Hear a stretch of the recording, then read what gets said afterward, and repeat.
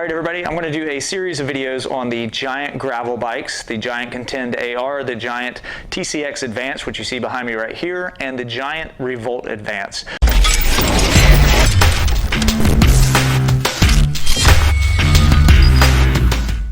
So this is the first video going to talk about the geometries of the bikes and the differences.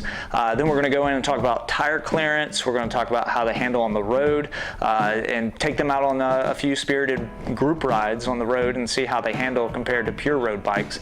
And then we'll do obviously a gravel test and see how they do on gravel, and then talk about the differences and which one may suit you and whatever you prefer. So this is the Giant TCX Advanced. This was actually Giant's first disc brake kind of gravel bike, I guess you could say, but it was only geared towards cyclocross initially, but it has turned out to be an amazing bike for gravel as well. Now this bike was introduced in 2013 as a 2014 model, so they were one of the first companies to actually go with disc brakes on their cyclocross bike. Now the next bike is the Giant Revolt Advanced, and this is Giant's pure gravel bike, and they actually did not release this until 2019, while other companies had gravel bikes coming about. Now Giant did have the Revolt alloy version, the metal version. It was made out of aluminum, but just as a heads up, the geometries are not the same between these two bikes. So the alloy model actually has a little bit longer chainstay on it, so it will feel a little slower compared to the advanced model, the carbon model.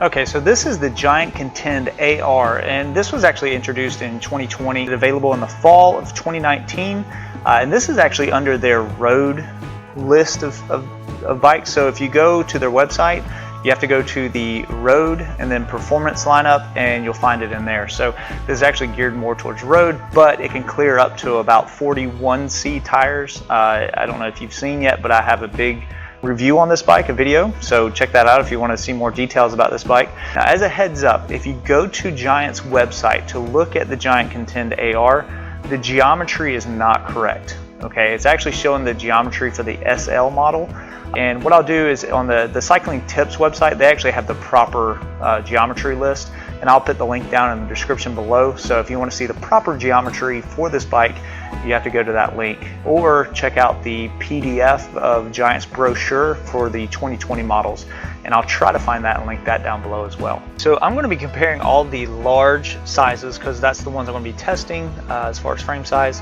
and I don't want to make the video too long, so be sure to check out the geo charts for your sizes. I have links in the description below, so be sure to check those out. Now I am 6'1", almost 6'2", so I really could go either way with a large or extra large. The Revolt and Contend AR both offer an extra small. All right, the TCX does not offer an extra small. So if you're shorter, you're really going to want to look for the Revolt or the Contend AR. All three bikes have a D-Fuse seat post. What's kind of interesting about this is that the seat tube length is different. Now the TCX and the Contend AR both have identical seat tube lengths at 55.5 centimeters. Now the Revolt has really short seat tube length at 51 centimeters. And I don't know if I'm actually going to be able to use the large. I may have to go up to the extra large with the Revolt because the seat tube is so short on that Revolt. And the thinking behind that is to have more seat post exposed, which allows more flex of the D-Fuse seat post, which would make the bike more comfortable over rough terrain.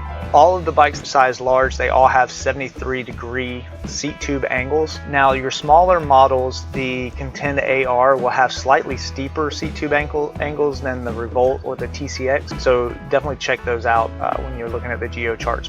Now top tube length is kind of interesting. They're really similar. I mean, TCX has a 57.5, Revolt has a 57.5, and a Contend AR has a 58. So the Contend has a slightly longer top tube than the other two. Now reach is really what I look for more than anything when I'm looking at the size of the bike. And the TCX has a little bit longer reach. It has a 395 millimeter, Revolt at 391 millimeter, and the Contend AR at 392 millimeter. The next three measurements is really what's going to determine how these bikes differ as far as handling. Now the first one we're talking about is chainstay. All right, so as far as the chainstays, just as a heads up, all sizes have the same length chainstay. So you go from an extra small Revolt up to an extra large Revolt. They both have the same size chainstay. Now, a few companies do that differently, but most companies will always have the same size chainstay from all the way from extra small to extra large, and that's just due to tire size, really. TCX has the longest chainstay of the three bikes at 430 millimeter. And then the Revolt is the next at 425 millimeter, and the Contend AR is the shortest at 422 millimeter. A longer chainstay technically gives you more stability when you're riding on gravel, but it also will cause a bike to feel a little more sluggish. And not saying that it is sluggish, but it can feel that way. So the TCX will have a little bit longer chainstay than the other two bikes, so it may feel a little sluggish there. But it's a cyclocross bike, so it's made to be stiff and have a lot of pop. So it'll be interesting to see how it feels compared to the other two back-to-back. The Revolt is middle of the road there at 425 millimeter, and then the Contend AR is the shortest, which is more of the road build at 422 millimeter. As a heads up, once again, if you go to the website, the Contend AR will have the wrong geo data on there. They actually list it as at 412 millimeter for the Contend AR, which is not correct. That's the Contend SL. Okay, the next one is going to be your head tube angles. All right, and this once again is going to change how the bike feels. So the TCX and the Contend AR both have 72.5 degree head tube angles. They're really close as far as how they handle in the front end. So with the head tube angles being the same, their trail is a little bit different. So you might want to check that out on the geo chart there just to get an idea. While the Revolt Advanced, it has a 71 degree head tube angle. So it's about 1.5 degrees slacker, which means that front wheel is going to be a little bit further out in front of you, and it's not going to feel real quick. It's not going to have that quick handling like a road bike or like the TCX or the Contend AR. And that really helps with, once again, descending on rough terrain on gravel roads. Now, the last thing we're going to talk about, and this is what I think is very important and very interesting, and that's going to be the bottom bracket drop. Now, the bottom bracket drop is actually how far below the bottom bracket sits if you drew a line from the rear axle to the front axle. And this is the best way to determine like kind of how high the bottom bracket is going to be from the ground.